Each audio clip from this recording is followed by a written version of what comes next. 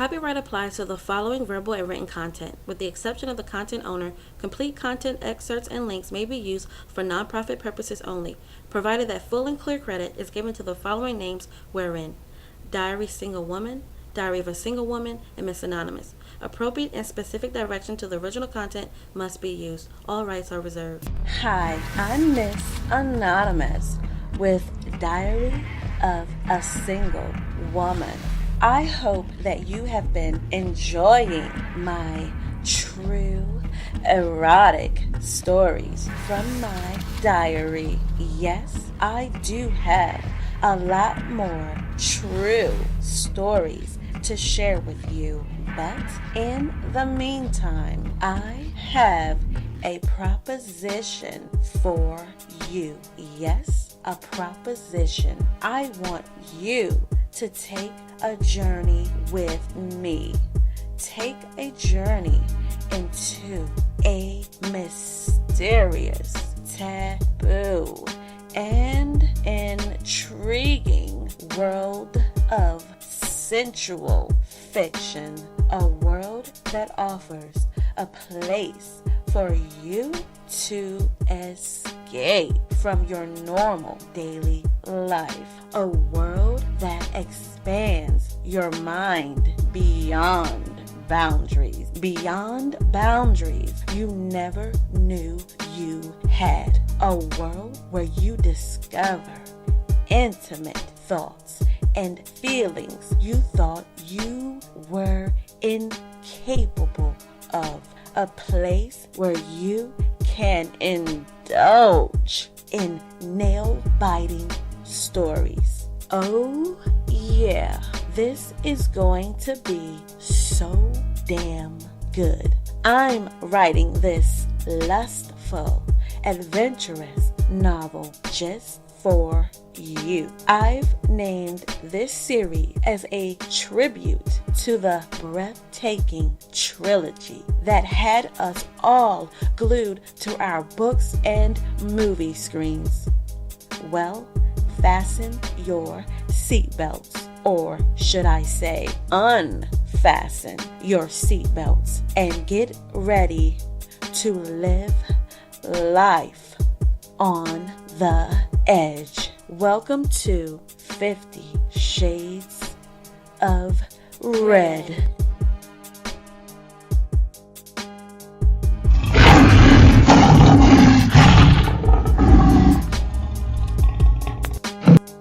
Chapter 1, Part 2.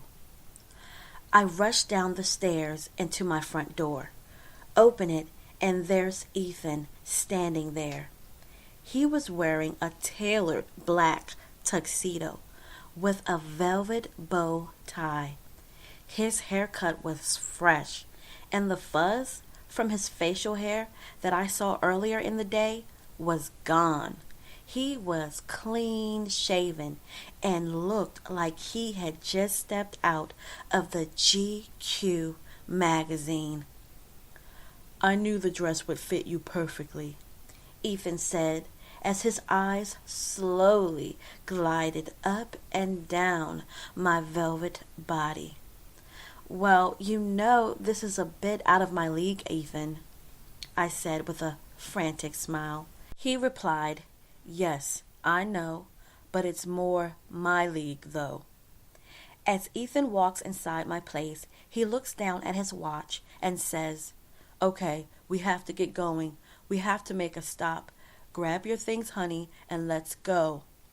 As I'm gathering my purse and take one last look around to make sure I don't need to bring anything else, I could hear Ethan on his cell phone. "Valentina, that's why you're my number one. I will be there shortly," Ethan said in a low-toned voice. Ethan saw my surprised facial expression and realized that I overheard the last part of his conversation. "Valentina? Who is that? Is she coming with us?" I said. Ethan replied, "Come on, you will see soon enough." Ethan and I get into his Porsche and drive off. Now that I was in an enclosed environment. Ethan's cologne permeated my senses. I had never noticed this cologne on him before. It smelled exotic, fresh, crisp, and masculine, all at the same time. "You smell nice this evening," I said. He responded jokingly, "Are you saying that I've smelled badly all the other times?" "No, you know what I mean. I've never smelled this scent on you before. What's the name of your cologne?" Ethan said a name that I dare not to repeat. The word was so fancy that he lost me on the fourth syllable. Ethan goes on to explain, "I picked it up in Paris during one of my trips. I hope to take you to the wonderful place of where I bought it from. They also have unique feminine aromas, and I think you would like it." Trying to hold back my ear-to-ear smile about the unofficial invite to Paris, I said, "I'm sure that would be an interesting outing." "Speaking of wonderful places, here we are," Ethan said. We turned into what looked like a wooded area. Pavement was the only thing that stood out in the area. As we continued on the curvy road, I was a little surprised at the location. Does Valentina live on a farm? Finally, I could see patterns of bright lights ahead. As we get closer, it looks like a warehouse of some sort. Ethan parks the car and says, "Come on, let's hurry. We can only spend a very limited amount of time inside." Ethan must have read my facial expression. "Relax, I will explain once we get inside." We quickly walk up to the entrance, and a lady greets us at the door. "Hello, Ethan. I have everything ready for you," Valentina said. Valentina looked like she was in her late 60s. She was dressed very chic. I could tell that she kept herself up. She had such beautiful hair and gorgeous skin. Her makeup was flawless, and her diamond earrings, necklace, and ring set looked breathtaking. We walked inside, and wow, it certainly deceived what I thought it might be based on how I judged the building from the outside. This huge industrial-like tucked-away building was cozy and unique on the inside. As we walked down the long hallway, our paths were lit with both low lighting lamp fixtures and large lit candles. The candles varied in color from burgundy to black to beige. The carpet was plush and gray in color. With each step I took, it felt like I was floating as the bottom of my shoes felt lost in the depth of the carpet. There was a strong yet pleasant lavender scent that filled the air. As my eyes wandered, I thought, wow, this is more like a penthouse. We walked by several closed iron doors on both sides of the hallway. Ethan says, "So, Valentina, what room will you have us in tonight?" Valentina replied, "I thought the reflection room would be most appropriate for Keeva." Oh, wow. She knew my name? Ethan hadn't formally introduced us at the door. Everything seemed so rushed. Obviously, Ethan had told Valentina about me, but what the hell is the reflection room? We approached several sets of elevators. One elevator was completely transparent. It had clear glass all the way around. Another elevator was mirrored. Mirrors surrounded all parts of the elevator.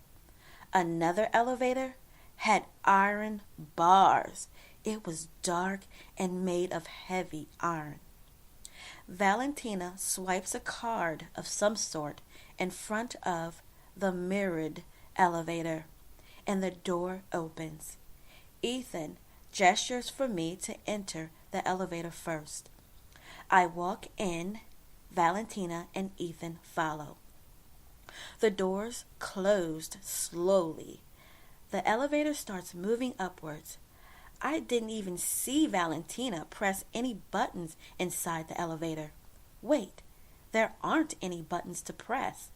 This is getting more interesting by the minute. It's so quiet on the elevator ride that you could hear a pin drop. I hadn't said a word, but I know my stoned face appearance said it all. I normally would be talkative and inquisitive, as this was my nature. As an interior designer, you have to talk to your client extensively to get a better feel for their personality. Often, their personality was a reflection of their decor, a reflection of what they liked and what gives them comfort. As I stood in the elevator, I was at a loss for words. I didn't know what to expect next. The elevator finally stops. The door opens. In front of us is a large mirrored room. Actually, I can't tell how large the room truly is. There are mirrors covering the floor, covering the ceiling, and covering the walls. Ethan gestured for me to move forward off of the elevator, but I told him, I don't know which way to go. Everything is running together. After my comment, Ethan and Valentina looked at each other and shared a warm laugh. Valentina then looked at me and said, "Follow me, dear." She then stepped off the elevator and led the way. The echoes of our shoes and Valentina's voice as she directed me to turn left or right was intense. The acoustics from the mirrors magnified every sound. There was no carpet, no windows, no furniture, not even a painting on the wall. As I followed Valentina's path, we start to approach a room that had high ceilings. As I entered the room seemed to expand. It gave an illusion that it was growing larger and larger as there were layers and layers of high mirrored ceilings. I had never seen anything like this before. I thought of myself as a modern day interior designer, but I'm in awe of what's in front of me right now. As we walk further into the room, there's a mirrored beauty island in the center. From what I can see, it's neatly filled with makeup and hair products. Valentina says to me with a smile, "Don't be shy, my dear. Have a seat in the chair." I walk over to the beauty island and sit down into the cushioned leather chair. Wow, this chair is so comfortable. I think there's memory foam behind the leather. Valentina says to Ethan, "Okay, Ethan, You can wait in the lounge. Keeva and I should be no more than 20 minutes. Ethan says okay and starts to walk away. I yell, Ethan, wait! What is going on here? He replies, Valentina will complete the finishing touches for your attire tonight. See you in 20 minutes. This ends Chapter 1, Part 2. Tune in next week for Chapter 2, Part 1 to find out what Valentina has up her sleeves. Also, find out the huge surprise that Keeva gets in Part 2. You don't want to miss what's next. Here's a question for you. If you were in the warehouse, would you feel nervous and uneasy? Don't forget to subscribe. This is going to be so juicy. Yours truly, Miss Anonymous.